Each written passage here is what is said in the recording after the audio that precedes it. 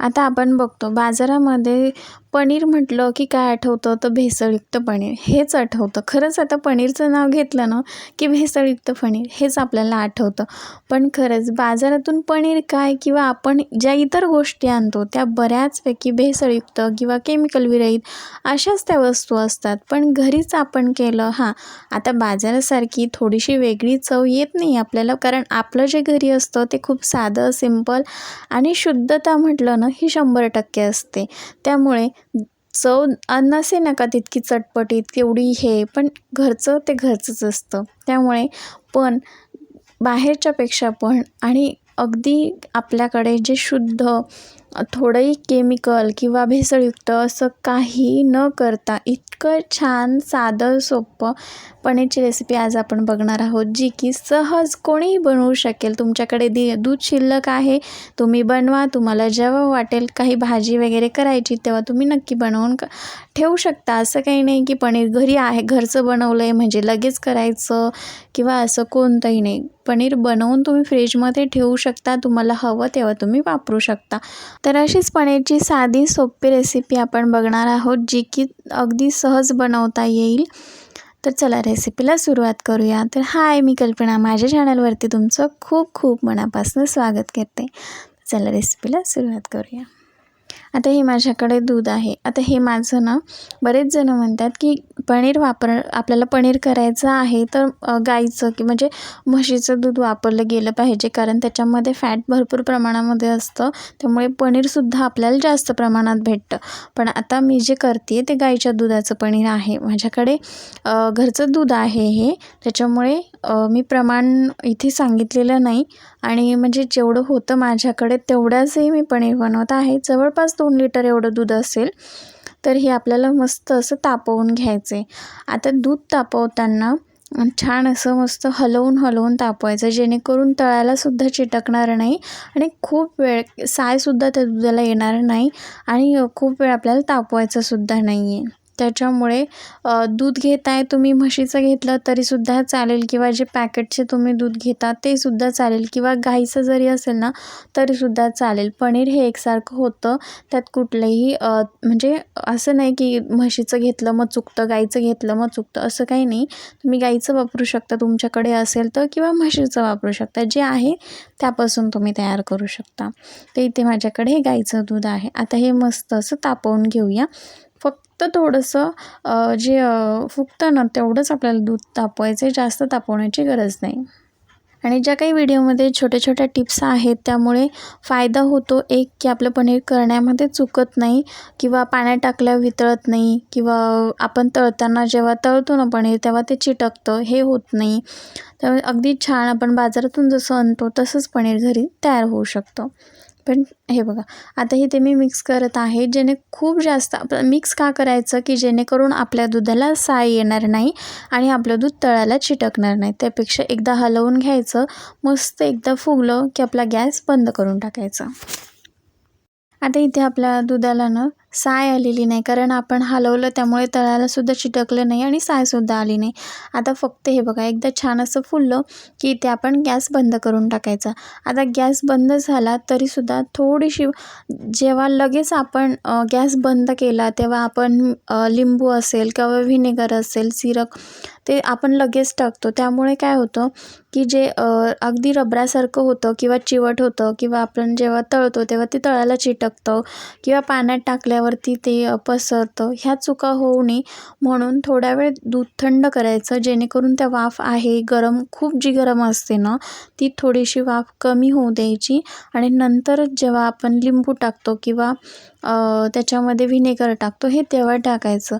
आणि जेव्हा आपण व्हिनेगर वापरतो किंवा लिंबू वापरतो तसंच अगदी न वापरता त्याच्यामध्ये पाणी मिक्स करून, जर आपण 3 चमचे व्हिनेगर घेतलं तर त्याच्या दुप्पट म्हणजे 6 चमचे पाणी घेतलं पाहिजे. आणि जरी लिंबू वापरलं ना तरीसुद्धा तसंच वापरलं गेलं पाहिजे. डायरेक्ट आपल्याला कोणतीही वस्तू वापरायची नाही, व्हिनेगर असलं आणि लिंबू असलं तरीसुद्धा. आता ना बाजूला इथे मी दूध थंड करण्यासाठी ठेवलेलं आहे. त्याच्यामध्ये मी 2 ते 3 चम्मच व्हिनेगर घेतलेलं आहे. त्याच्याच दुपटीने मी सांगितल्याप्रमाणे पाणी घ्यायचं.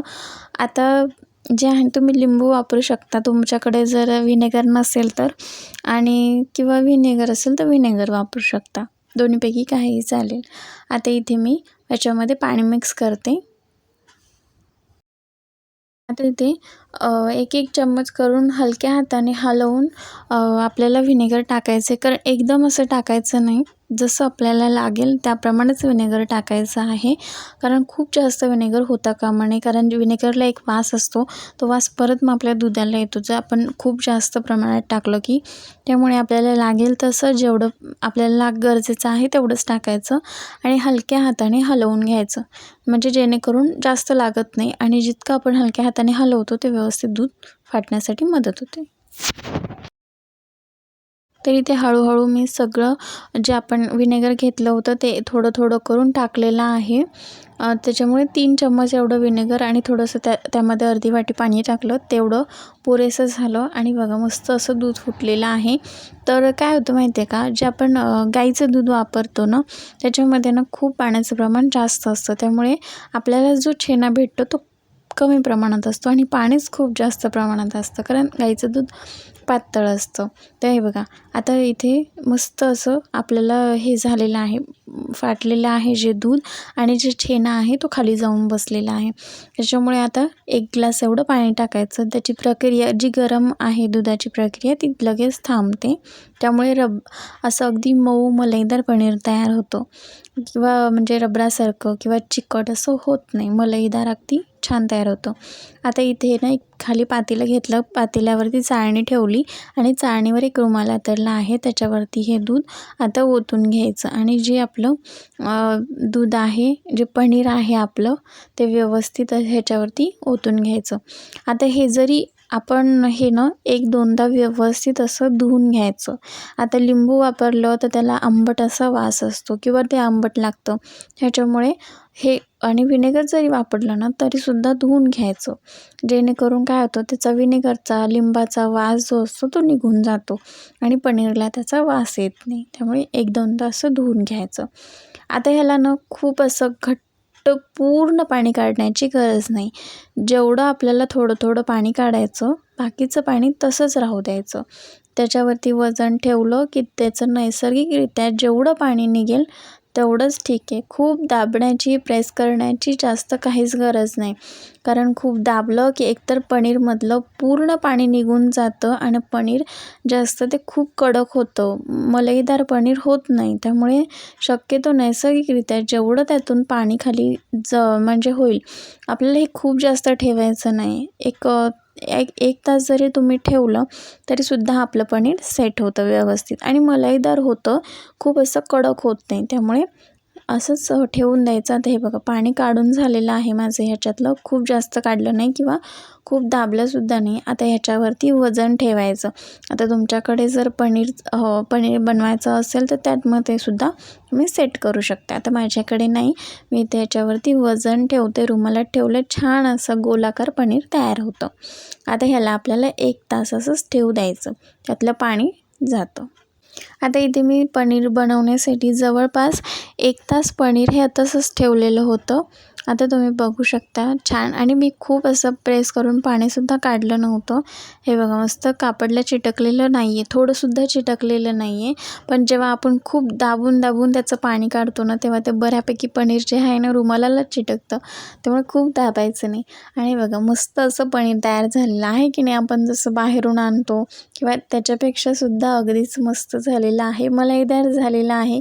खूप असं कडक नाही किंवा अगदी. आता ह्या पनीरपासून तुम्ही भाजी करू शकता किंवा पनीर चिली करू शकता, पनीर फ्राय, बऱ्याच ज्या पनीरच्या रेसिपी आहेत ना, त्या कोणत्याही रेसिपीसाठी तुम्ही हे पनीर वापरू शकता. अगदी छान आहे. आता हे बघा आतपर्यंत कुठेही रवाळ किंवा दाणेदार असं झालेलं नाही. स्टेक्चर पण बघा तुम्ही, खूप असं मऊ स्टेक्चर आलेलं आहे. किंवा आता घरचं पनीर म्हटलं की सुटसुटीत झालं आहे किंवा रवाळ झालं आहे. तुम्ही बघू शकता अगदी छान झालं आहे.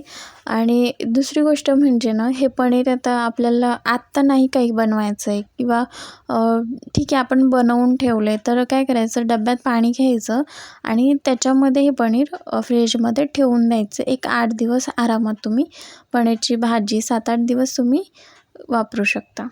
आता हे बघा कट करून दाखवते. मस्त असं किंवा रवाळ झालेलं नाही आणि पीसेससुद्धा खूप छान पडलेले आहेत. त्यामुळे जेव्हा आपण हे तळतो किंवा पाण्यात टाकतो, पाण्यातसुद्धा टाकलं की वितळत नाही, तेलात टाकलं तरी असं चिटकत नाही. ते इतकं छान हे पनीर घरी बनवून होतं. बघा मस्त आहे. आणि मेन म्हणजे ना आता प्रेस करून दाखवते. हे बघा किती मस्त असं म्हणजे प्रेस होतं आहे किंवा अशी म्हणजे कुठेही तुटत नाही आहे की प्रेस केलं की पटकन असं तुटलं आहे वगैरे, असं काही नाही. तर इथे तयार झालं आपलं मस्त भेसळमुक्त पनीर, की ज्यामध्ये काही भेसळ नाही किंवा बाहेर अगदी छान साध्या सोप्या पद्धतीत आणि अगदी तासाभरात विचार केला की तुम्ही बनवू शकता. आणि आधी बनवून ठेवा, जेव्हा शिल्लक दूध आहे तेव्हा बनवून ठेवा, जेव्हा तुम्हाला वाटेल तेव्हा तुम्ही बनवून ठेवू शकता. अगदी छान आहे, साधी सोपी पद्धत आहे. तुम्ही माझा संपूर्ण व्हिडिओ बघितला त्यासाठी मनापासून धन्यवाद. आणि व्हिडिओ आवडला तर व्हिडिओला लाईक करा. चॅनलवरील सगळ्या रेसिपीज आवडल्या तर चॅनलला सबस्क्राईब करा. पनीर बनवा, कसं झालं ते कमेंट करून असंच भेटूया एका नवीन व्हिडिओसोबत जो नेहमीप्रमाणे साधा आणि सोपा असेल. तोपर्यंत बाय.